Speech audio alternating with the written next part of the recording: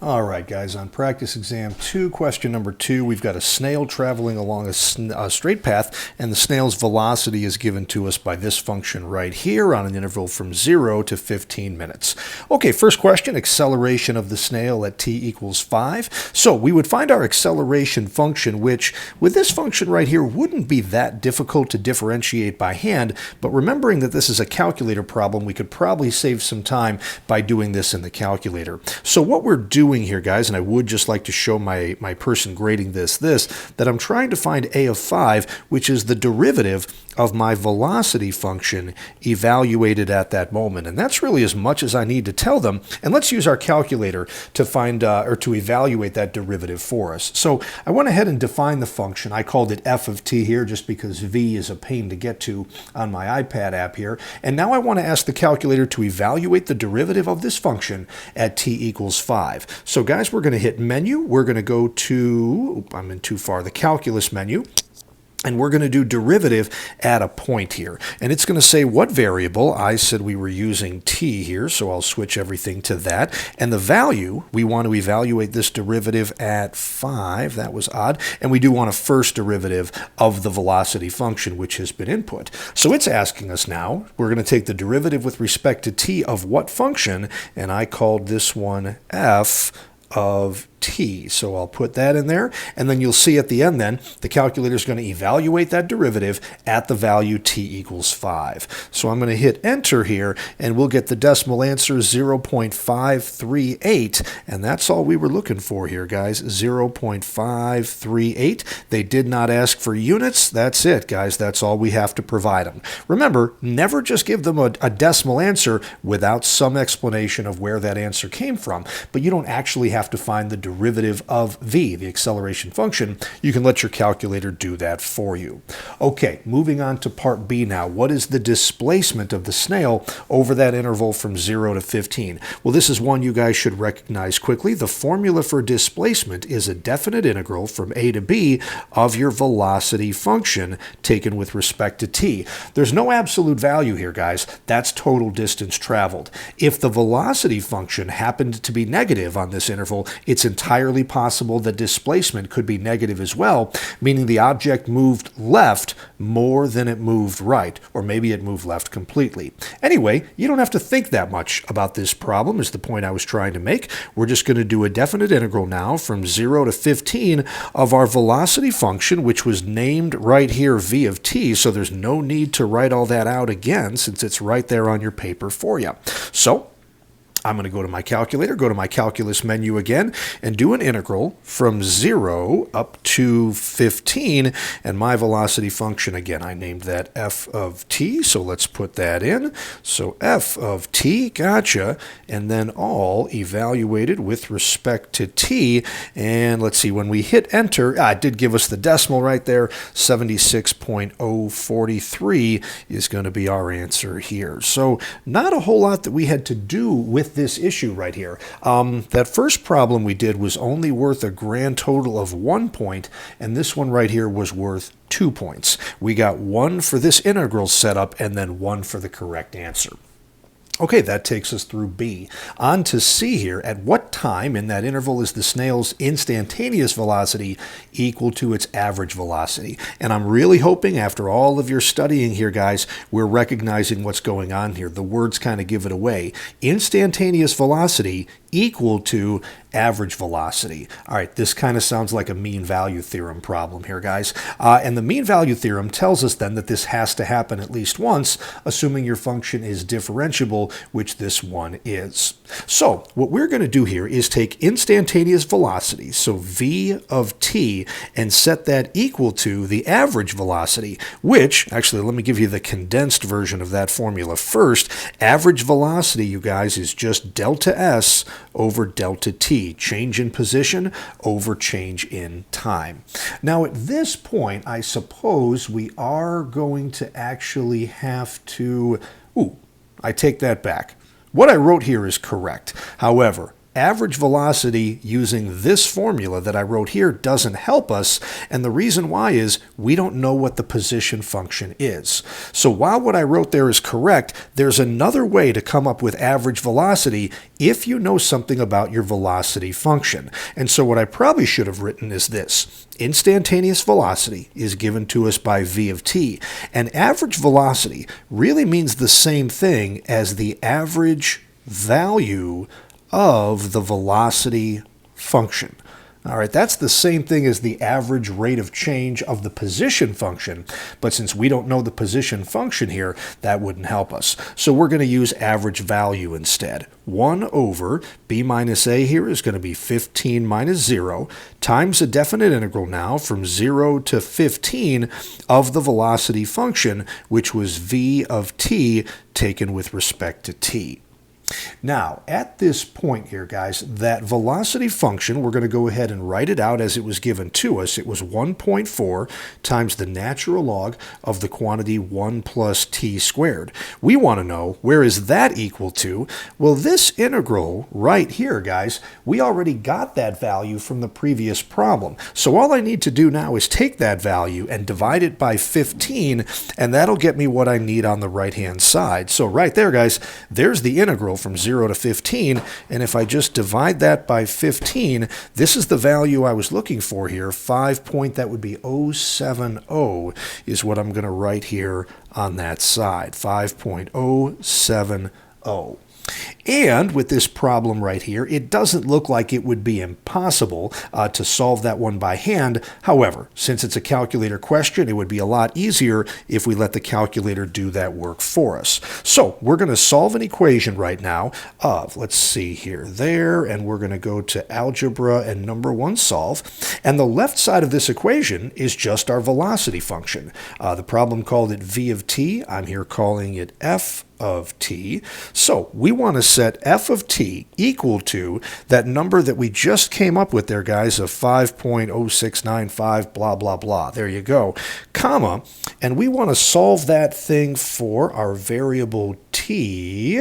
Why didn't that work? Okay, there we go. And I'm just curious what happens and how many solutions I'm going to end up with.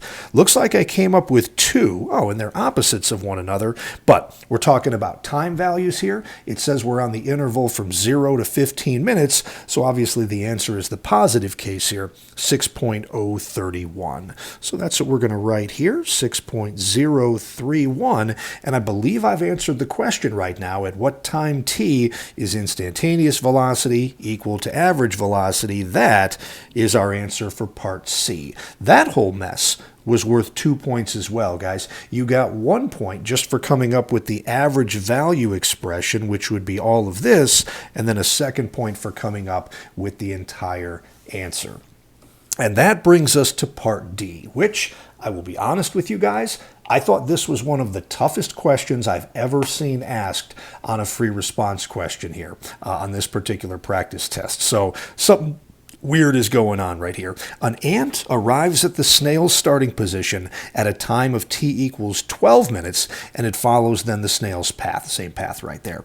And on the interval from 12 to 15 minutes, the ant travels in the same direction as the snail with a constant acceleration of 2 inches per minute per minute. So I guess we know that the acceleration, I'm going to put a little subscript a, the acceleration of the ant taken with respect to time is equal to 2. I don't think the units are terribly important right here. And the ant catches up to the snail at a time of t equals 15 minutes. All right. The ant's velocity at a time of 12 is b inches per minute. So the velocity of the ant when t is equal to 12 is b inches per minute. All right, and we're supposed to come up with the value of b in order to solve this. This is just a really wordy question. Seriously, it's one of the longer questions I've seen written, and it's difficult to understand what's going on. So what I did here is I kind of drew a little picture of what was happening right here. We've kind of got a start line over here, and we've kind of got an end line over here, and the snail is who we've been talking about this whole time right over here. So the snail moves from the start to the end, and let me go ahead and write that out, that this is the snail's path, and the snail begins right here at t equals 0, Got it. And we know where it ended up, too. We know, everybody, that in t equals 15 minutes, the position right here of that object, let's take a look, was 76.043. So that's how far the snail went in 15 minutes. Now, what's happening next? The ant shows up late to the party, but starts at the exact same spot and goes the exact same direction and the exact same distance. So that's what's going on with the ant. Now, the time value here, though, guys, is not 0. The time value here is 12. But where it ends, the time is also 15. The snail and the ant get to this same ending point and at the same time. So the times are the same, and that position is going to be the same as well. Okay, so this is a little bit interesting, guys. All right, first thing I would do, I have an acceleration function for the ant. I'm going to try to convert that into a velocity function. So the velocity of the ant, taken with respect to time, would be the antiderivative of its acceleration function, which is going to be 2, taken with respect to time. So what are we going to get here, guys? A 2t, but of course there's a plus c at the end of that because it's an indefinite integral. But they gave us the one particular value here, guys, of the velocity function for the ant. When t is equal to 12, the velocity of the ant is b. So the velocity of the ant at 12 is going to be equal to 2 times a time value of 12 plus c, and all of that is going to equal this velocity here of b inches per minute. All right, so that's where we're at right now, and we're supposed to come up with that value for b. Well, of course, there's still this c value right here, which makes life pretty difficult here. But what I think we have here, guys, is we could distribute that 2 in there and get a 24 plus c is equal to b. And I think I'm going to solve that one for c here, guys, and get c is equal to a b minus 24. That means that I think I could rewrite my velocity function as a 2t plus, and the c value here, I can make that as a b minus 24, and that gives me the velocity function at this point right over here. And now what I'm kind of inclined to do here is take, let me see here, there's a couple of different routes we could go with this one here, guys. But if we took an integral of that function right there, that might give us a position function. And we do know right here, guys, that the position of the ant at t equals 15 is given to us by this amount right here. So if we did the integral of this, and then we evaluated at 15, we might be able to make some progress. Let me try that. So the position of the ant at time t would be an indefinite integral of your velocity function, which is right here. So 2t plus b minus 24, all taken with respect to t. Okay, so what's that going to do for us now here, guys? We're now going to get, when we anti-differentiate that, a t squared plus b times t, and then a minus 24t, and then there's another constant that's added at the end right here, which I think at that point we would go ahead and, I don't want to call it c again, so maybe we could call that k. So if that was our position function, and we know the position of the object right here, of the ant, at t is equal to 15. Let's see what we can do with this. SA of 15 then is going to equal 15 squared, so that'll be 225, plus, that's going to be b times 15, so 15b, minus 24 times 15, that'd be 240, and another 120 should be 360. Then there'd be plus a k at the end of all that, and we know that this thing should end with a final position at t equals 15 of 76.043.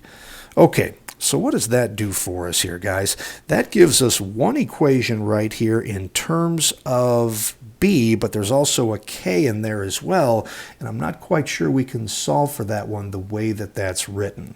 Okay, let's try it a different approach then.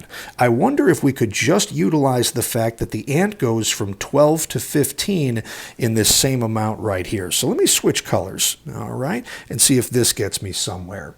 That if we had taken, let's take a look, our velocity function for the ant, which was right here at 2t plus c.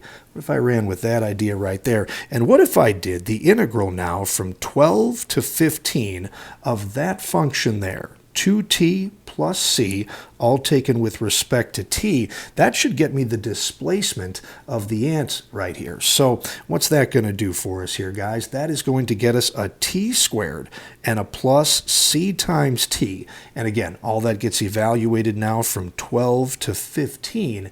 And that integral right there is going to get us, well, I guess we better work this one out. The 15 squared is going to be a 225 plus a 15c, and then minus a 144 plus a 12c. All right, so subtracting those, the 225 minus the 144, I believe is going to be an 81, and then 15c minus 12c is going to be a plus 3c. Okay, and that right there is our expression for displacement. But we know the displacement of the ant on this interval from 12 to 15 is 76.043 inches. I think we were talking right here, 76.043. Okay, guys, and that, boy, this is a mess, sorry. That's an equation there that we can actually solve. So let me scroll a little bit here. Come on. All right, let me try this. Here. Okay, gotcha. So let me move green down here, and I think we're in business. 3c then is going to be this ugly number, minus 81. All right, so let me go to the calculator right here. That 76 number I was looking for a while ago. That's a few answers back. So I'll go and take that and go minus 81 will get me that number right there. And then I believe we were dividing that by 3, but let me write it out. Negative 4.957. Gotcha. Yeah, and then we're going to divide both sides by 3, and that'll get us our value for C here. So that divided by 3, negative 1.652. All right, guys, and with that in mind, we have found the value of C. They wanted us to find the value of B, and I'm going to go back to this little statement that I had right over here, and let's do it, guys. Negative 1.652 is equal to B minus 24. So we'll add the 24 to both sides and get, let's take a look here, that negative number plus 24 is going to get us what I believe is the right answer here, guys, of 22. Oh, whoa, I did 25 right there, not 24. Sorry. Let me go minus 25. That'll reverse what I did, and then plus 24. That should get us the answer here. 22.348 is what that one would round to. So 22.348. Guys, that was a ton of work. Turns out I didn't really need anything that I did there in blue. And as I said, this is one of the most difficult free response questions I think I've ever seen them ask. So I would be surprised if you saw anything quite this difficult on the AP test. Hopefully we've learned something going through it. Okay, so that is all of number 2 then, everybody. No, number 3? No, number 2. All right. Good luck with that one.